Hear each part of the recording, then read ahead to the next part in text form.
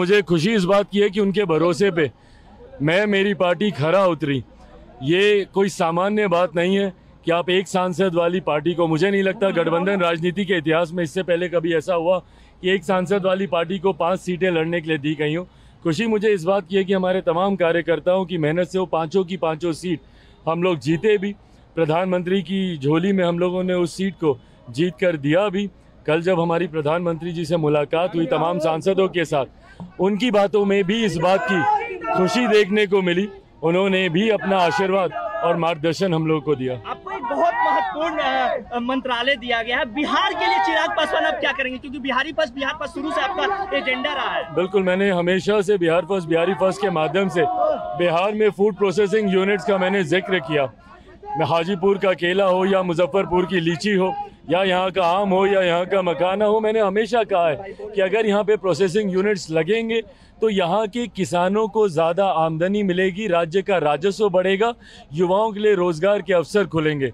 ऐसे में अब जब मुझे खुद इस विभाग की जिम्मेदारी दी गई है तो ये बड़ी जिम्मेदारी है जिसको पूरी ईमानदारी से निभाते हुए बिहारी फर्स्ट की सोच को धरातल पर उतार पाऊंगा। बिहार में इन दिनों लॉ एंड ऑर्डर पूरी तरीके से गड़बड़ा गया है, अपराध चरमो सीमा पे है, नेता प्रतिपक्ष लगातार आपके सरकार पे हमलावर है। नहीं, और ये चिंता का विषय हम सब के लिए है। मेरी मुख्यमंत्री जी से भी इस विषय को लेकर मेरी बातचीत हुई है। आने वाले दिनों में इस बात को सुनिश्चित किया जाएगा कि अपराधियों की धरपकड़ कर अपराध को नियंत्रित किया जाए, क्योंकि अपराध को कतई बर्दाश्त नहीं किया जा सकता। हाल फिलहाल के दिनों में आपराधिक घटनाएं जिस तरीके से बढ़ी हैं, ये हम सब के लिए, हमारी सरकार के लिए चिंता का विषय है और इसको जल्द नियंत्रित करने के लिए सरकार तत्परता से कार्य कर रही है। पुल भी गिर रहे हैं चिराग जी, 10 दिनों में 4 पुल गिर गए हैं। ये भी बहुत दुर्भाग्यपूर्ण है और ऐसे में गुणवत्ता के साथ जिसने भी भ्रष्टाचार किया है, ना किसी दोषी को बख्शा जाएगा। मेरे प्रधानमंत्री भी इस बात को लेकर चिंतित है। आने वाले दिनों में इस बात को सुनिश्चित किया जाएगा कि हमारी डबल इंजन की सरकार आने के बाद जो भी ऐसे निर्माण के कार्य हों उस पर गुणवत्ता का विशेष तौर पर ध्यान रखा जाए। 25 में मुख्यमंत्री बनाने का आपकी मांग कर रही है आपकी पार्टी, लगातार नारेबाजी लग रही है, आपका क्या मानना है? भाई, फिलहाल प्रधानमंत्री जी के द्वारा मुझे एक बड़ी जिम्मेदारी दी गई है, मेरा पूरा ध्यान उस ओर केंद्रित है। स्वाभाविक है, चुनाव राउंड द कॉर्नर है। लोक जनशक्ति पार्टी रामविलास भी पूरी तरीके से आगामी बिहार विधानसभा चुनाव की तैयारियों में जुट गई है।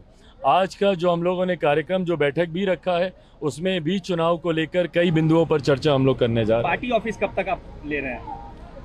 मुख्यमंत्री जी के अधिकार क्षेत्र में है ये। आने वाले दिनों में हम लोगों ने इच्छा जरूर रखी है, क्योंकि 5 सांसद हैं हम लोग के, ऐसे में पार्टी का एक अपना कार्यालय होना चाहिए। ये मुख्यमंत्री जी के अधिकार क्षेत्र में है कि वो हम लोग को कहाँ पर ये कार्यालय देते हैं। नीट को लेके क्या बोलेगा? जिस तरीके से गड़बड़ी हो रही है पेपर लीक में, ये गलत है, दुर्भाग्यपूर्ण है। ऐसे में इतना मैं जरूर कहूँगा कि हमारी सरकार पूरी तत्परता, ईमानदारी के साथ छात्रों के भविष्य को सुरक्षित करने की सोच के साथ आगे बढ़ने का काम कर रही है। नीट मामले में कई स्टेक होल्डर्स हैं, कई ऐसे छात्र भी हैं जो री एग्जामिनेशन के पक्ष में नहीं है। 24 लाख स्टूडेंट इसमें इन्वॉल्व हैं। कई हैं जो चाहते हैं री एग्जामिनेशन हो। इस बीच दोनों ही पक्ष न्यायालय भी गए हैं। ऐसे में पेपर लीक का भी मामला सामने आया है, उसको लेकर भी विभिन्न जांच एजेंसियां जांच कर रही हैं। ऐसे में तमाम पक्षों की बातें सुनकर ही सरकार अंतिम फैसला लेगी। ये विश्वास दिलाता हूं कि जो भी फैसला लिया जाएगा वो छात्रों के भविष्य को मद्देनजर रखते हुए ही लिया जाएगा।